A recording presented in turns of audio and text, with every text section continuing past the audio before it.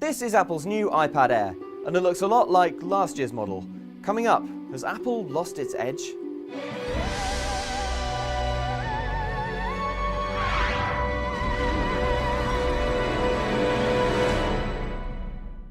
Has Apple lost its edge? Short answer, no. Long answer, still no, but I can see why you'd think it has.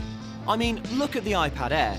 It may be super skinny and super powerful, but like the iPhone 5S and everything Apple is currently selling, it's a minor upgrade to an old product.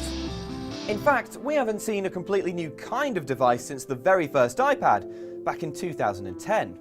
Since then, the aggressively modest tweaks to Apple's most popular gadgets have become more and more tiresome.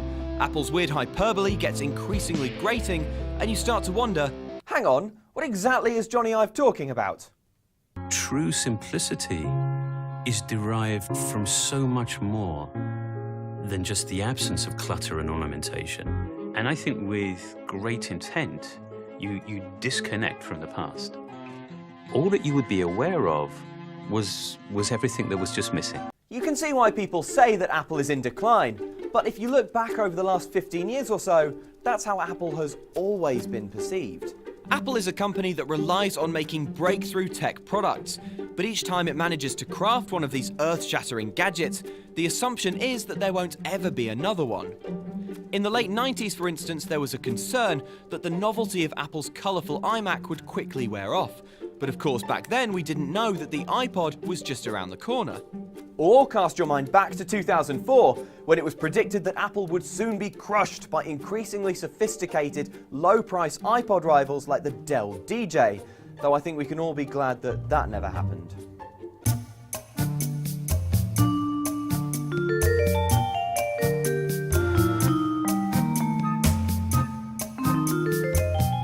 It's the nature of the industry that no matter what it creates, Apple will always be perceived as being in decline and desperately in need of new stuff. And if you look at the timing of Apple's new stuff, you'll see the situation isn't that desperate yet.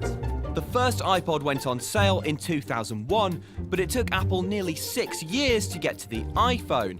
The iPad followed 3 years later, but did have a head start as it was in development since before the iPhone and shared much of the same technology. Going on past form, you'd expect to see something new within the next year or two, but it's not the case that a new product from Apple is long overdue. You and I may be bored by every modest upgrade, but the iPhone 5S and 5C sold 9 million in their first weekend on sale, while in 3.5 years, iPad sales topped 170 million. Apple is in no hurry, and this industry watcher agrees. I think if 3.5 years' time they're still just putting out iterations of the iPad, then yes, they're going to be in trouble. But I think they've got that kind of grace period. I think they've got another 3.5 years to come up with whatever the next big thing is, and actually, I think they will. Finally, Apple's tech may feel a bit stale, but it still has plenty of non-hardware tricks up its sleeves. Oh wait, I don't have sleeves.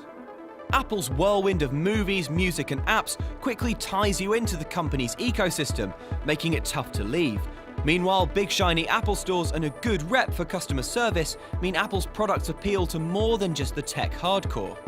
When it comes down to it, Apple's strength actually nowadays isn't necessarily in innovating the newest, freshest thing. It's about making something reliable and convenient and aspirational that converges with the things people are already using at home. You might be bored by Apple's latest products, but that doesn't mean it's in decline. Do you agree that Apple still has its edge, or is it circling the drain like a bath-invading spider? Let me know and check back next time for another adventure in tech.